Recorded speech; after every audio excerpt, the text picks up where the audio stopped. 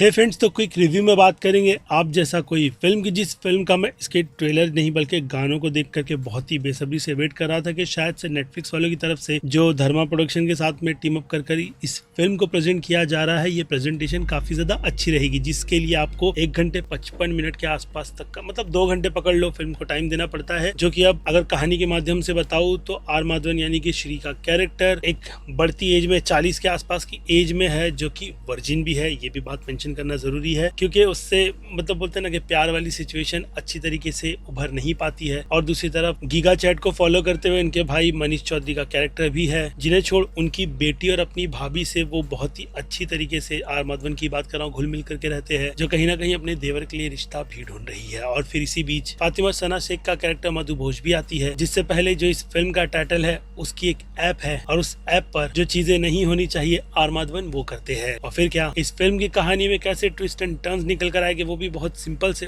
उसका जवाब तो आपको फिल्म देख करके मिलेगा, जिसे मैं आपको हाईली रिकमेंड करूंगा। रीजन की बात करें तो फिल्म का कॉन्सेप्ट बहुत ही ज्यादा प्यारा है, जो कि डेफिनेटली फिल्म की शुरुआत में मुझे पूरी तरीके से बांध कर रखता है कि भाई इस बार नेटफ्लिक्स वाले बिना आगे अपना कंटेंट बहुत ही ज्यादा ऑनेस्ट देंगे। लेकिन फिर चीजें आई थिंक मैं कह सकता हूँ कि फर्स्ट सेकंड एक्ट को छोड़ करके जो लास्ट में फिल्म को रैप अप करने वाली सिचुएशन में निकल कर आती है, वो इतना सारा लेक्चर औरतों और उनके हक को लेकर के हमें दिखाती नहीं बल्कि गोबर के उपलों की तरह दीवार पर मारते ना बिल्कुल थोपती है। यानी कुछ चीजें लग रही है तो कुछ बिल्कुल भी नहीं, जिस कारण से इस फिल्म का मेरे लिए एक्सपीरियंस वन टाइम वॉच के हिसाब से रहा। क्योंकि जैसे कि मैंने कहा, फिल्म अपनी शुरुआत और अपनी वर्ल्ड बिल्डिंग बहुत ही खूबसूरती से करती है, जिसमें कोलकाता से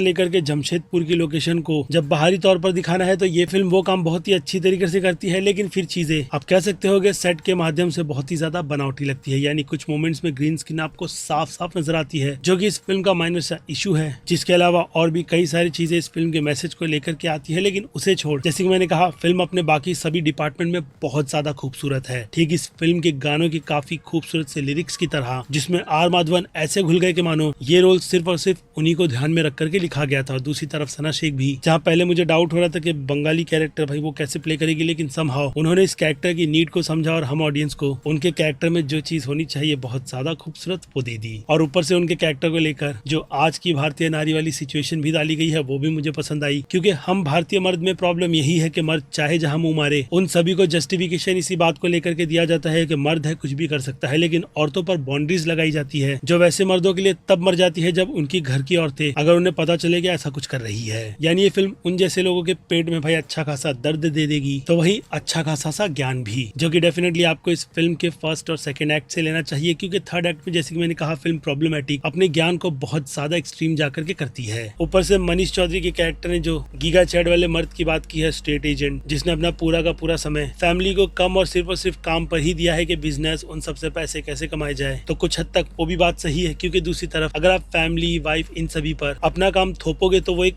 ऑर्डर सा लगता है। जिन सब का रास्ता अगर फेमिनिज्म वे पर चलकर देखो तो भाई चीट कर लो, सबसे ज्यादा बेस्ट सिचुएशन आपको उसमें से निकालने की होती है। क्योंकि यही एक एक्सक्यूज असल मायने में मैसेज के तौर से इनकी तरफ से निकल कर आता है। हालांकि मैं ये नहीं कहूंगा कि ऐसी चीजें हमारे समाज में बिल्कुल भी नहीं है, बल्कि ये फिल्म उन सभी को बहुत ही अच्छी तरीके से हाईलाइट कर जो एंड में मैसेज देने की कोशिश करती है वो मुझे फोर्सफुल लगा। क्योंकि अगर आपको वो चीजें जस्टिफिकेशन के साथ दिखानी है तो ऐसे में आपको स्टेप बहुत ही ज्यादा कड़े लेने होंगे, क्योंकि सिर्फ काम इन सभी के चलते सिचुएशन ऐसी फैमिली में नहीं बिगड़ती। और दूसरी तरफ जिस तरीके से हम जिन चीजों पर बहुत ही ज्यादा प्राउड करते हैं, खास करके औरतें घर पर रह करके खाना बनाए और शादी कर जब वो दूसरे के घर जाए तो वहाँ पर उन्हें कंप्लेंट्स नहीं बल्कि ये सुनाई दे कि आपकी बेटी इन सब में बहुत ही ज्यादा अच्छी है। लेकिन यहाँ पर उन चीजों को, जैसे कि मैंने कहा, थोपने वाले सिचुएशन में इस फिल्म ने प्रेजेंटेशन मेरी नजर में बुरी रखी। क्योंकि उन चीजों को दिखाने का और समझाने का तरीका मेकर्स चाहते तो काफी अच्छी तरीके से अप्लाई कर सकते थे। क्योंकि सिर्फ बाहर की ही हवा को यहाँ पर चलाकर, यहाँ फॉरेन की बात कर रहा हूँ, डेफिनेटली उनका हल नहीं निकाला जा सकता। क्योंकि हमारी जो रूट इन सारी चीजों को लेकर के आगे बढ़ती है तो औरतें उन सबको भी मैनेज करते हुए अपनी बाकी दूसरी बिजनेस वाली लाइफ मैनेज करती ही है और साथ ही साथ बिजनेस भी देख लेगी। लेकिन अगेन यहाँ पर मेकर्स मैसेज देने में थोड़ा बहुत तो चूक ही गए हैं। ऊपर से फातिमा सना शेख के उस कैरेक्टर में जो एक्स वाला भी फैक्टर था, देखो अब ज्ञान भी मैं दे रहा हूँ लेकिन वो कई लोगों को नहीं जमेगा, खास करके उस मर्द को जो कि चाहता है कि अपनी पत्नी या फिर कह लो गर्लफ्रेंड, हाँ, उसके लिए पूरी तरीके से ऑनेस्ट रहे। क्योंकि आफ्टर ऑल इन सारी ही चीजों को एक्सेप्ट करने के बाद जब लीड कैरेक्टर अपने साथी को चुनता है तो उसे भी उसमें ऑनेस्टी दिखाते हुए ज्ञान को घर के दरवाजे से बाहर रखना चाहिए। क्योंकि ऐसे में मैं बड़ा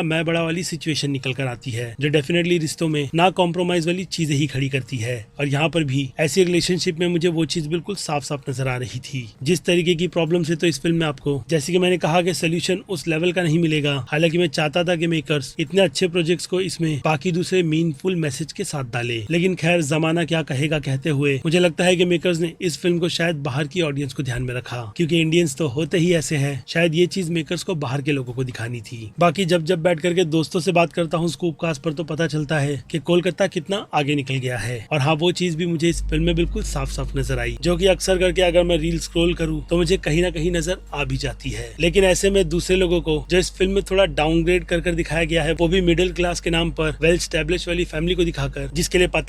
जिसके लिए आई नो के पता है कि नेटफ्लिक्स वाले अपनी ही ऑडियंस को टारगेट कर इस तरीके के कंटेंट को प्रोड्यूस करते हैं, क्योंकि चिंदी चोर ऑडियंस तो नेटफ्लिक्स के सब्सक्रिप्शन नहीं लेगी और वो अपना काम जुगाड़ से ही चलाएगी। इसलिए उस तरीके के सब्सक्राइबर से भी नेटफ्लिक्स दूर रहता है, जिनके डेटा के अकॉर्डिंग उन लोगों ने डेफिनेटली कह सकता हूँ कि अपनी ऑडियंस चुन रखी है। इसलिए अक्सर करके नेटफ्लिक्स थोड़े बहुत गांड जलाने वाले काम तो करता ही है, लेकिन यहाँ पर थोड़े अच्छे और बुरे मैसेज के साथ इस फिल्म ने खुद का एंड किया है, जिसके लिए तो इंडियन ऑडियंस डिवाइडेड ही रहेगी। लेकिन मैं अपना स्टैंड उनके बीच में बिल्कुल न्यूट्रल रखते हुए इस फिल्म को एक हिसाब से सपोर्ट भी कर रहा हूँ और जो प्रॉब्लम्स थी उसे कोट भी। रीजन की बात करूँ तो ये सारी ही चीजें अगर फिल्मों में दिखाया जाए तो आपको क्रिटिसाइज करते हुए लोग मिल जाएंगे, लेकिन असल मायने में ये चीजें होती है उससे भी मुंह नहीं फेरा जा सकता, जिस पर मैं आपको अपना ऑनेस्ट टेक दे रहा हूँ। और फिर से इस फिल्म को देखने की सलाह, जिसे अब अगर रेटिंग वाइज बांटा जाए, क्योंकि ज्यादा डिटेल में जाने की जरूरत है नहीं, तो उसे ही सिंपल करते हुए मास ऑडियंस के लिए ये फिल्म बी की कैटेगरी की बनेगी। तो वही क्रिटिक्स इस फिल्म पर अपना प्यार निछावर करते हुए इसे ए की कैटेगरी में रखेंगे, जिनसे पूरी तरीके से डिसएग्री डेफिनेटली मैं तो करूंगा ही, लेकिन इतना नहीं कि इस फिल्म को हार्श मैं ऐसे ही उठाकर किसी भी कैटेगरी में रख दूं, बल्कि बी की कैटेगरी मेरे हिसाब से इस फिल्म के लिए बिल्कुल परफेक्ट है। बाकी अब आपकी राय कमेंट सेक्शन में। मैं हूं Aziz, movie stock show channel like share subscribe भूलना मत। मिलूंगा जल्दी दूसरी किसी वीडियो में। Till then